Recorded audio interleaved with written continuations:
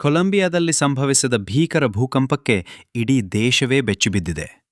Richter ಮಾಪಕದಲ್ಲಿ 7.4 ತೀವ್ರತೆಯ ಭೂಕಂಪ ಪಶ್ಚಿಮ ಕೊಲಂಬಿಯಾದ ಹಲವು ಪ್ರದೇಶಗಳನ್ನು ಅಲುಗಾಡಿಸಿದ್ದಿಸಿದ್ದು, ಕಟ್ಟಡಗಳು, ಆಸ್ಪತ್ರೆಗಳು ಹಾಗೂ ಪ್ರಮುಖ ಮೂಲಸೌಕರ್ಯಗಳಿಗೆ ಭಾರೀ ಹಾನಿಯಾಗಿದೆ. ಸಾವಿನ ಸಂಖ್ಯೆಯೂ ಏರಿಕೆಯಾಗುತ್ತಿದ್ದು, ರಕ್ಷಣಾ ಕಾರ್ಯಾಚರಣೆ ಮುಂದುವರಿದಿದೆ. ಆದರೆ ಈ ಭೂಕಂಪವನ್ನು ನೇರವಾಗಿ ಅನುಭವಿಸಿದ ಜನರ ಮಾತುಗಳು ಪರಿಸ್ಥಿತಿಯ ಭೀಕರತೆಯನ್ನು ಮತ್ತಷ್ಟು ತೆರೆದಿಡುತ್ತಿವೆ. ಭೂಕಂಪ ಆರಂಭವಾಗುತ್ತಿದ್ದಂತೆ ಕಟ್ಟಡಗಳು ಅಲುಗಾಡಲು ಆರಂಭಿಸಿದವು. ಮನೆಗಳಲ್ಲಿದ್ದ ವಸ್ತುಗಳು ಕೆಳಗೆ ಬಿದ್ದವು. ಗೋಡೆಗಳು ಕಂಪಿಸಿದವು. ಜನರು ಭಯದಿಂದ ಕಟ್ಟಡಗಳಿಂದ ಹೊರಗೆ ಓಡಿಡಿ ಬಂದರು. ಕೊಲಂಬಿಯಾದ ಮ್ಯಾನಿಜಾಲೆಸ್ ಸೇರಿದಂತೆ ಹಲವು ನಗರಗಳಲ್ಲಿ ಭೂಕಂಪದ ತೀವ್ರ ಕಂಪನದ ದೃಶ್ಯಗಳು ದಾಖಲಾಗಿವೆ. ಕೆಲವು ಪ್ರದೇಶಗಳಲ್ಲಿ ಕಟ್ಟಡಗಳು ಕುಸಿದಿದ್ದು ಜನರನ್ನು ಸುರಕ್ಷಿತ ಸ್ಥಳಗಳಿಗೆ ಸ್ಥಳಾಂತರಿಸಲಾಗಿದೆ. ಮತ್ತೊಬ್ಬರು ಹೇಳುವಂತೆ ಎತ್ತರದ ಕಟ್ಟಡಗಳಲ್ಲಿದ್ದವರಿಗೆ ಕಂಪನದ ಅನುಭವ ಇನ್ನಷ್ಟು ಭಯಾನಕವಾಗಿತ್ತು.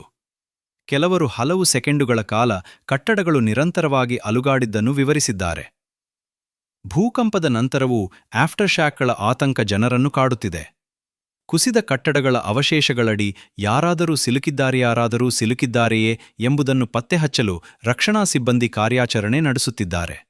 ಕೊಲಂಬಿಯಾದ ಹಲವು ನಗರಗಳಲ್ಲಿ ಜನರು ಮನೆಗಳಿಗೆ ಮರಳಲು ಆತಂಕ ವ್ಯಕ್ತಪಡಿಸುತ್ತಿದ್ದು, ಸುರಕ್ಷಿತ ಸ್ಥಳಗಳಲ್ಲೇ ಉಳಿದುಕೊಂಡಿದ್ದಾರೆ.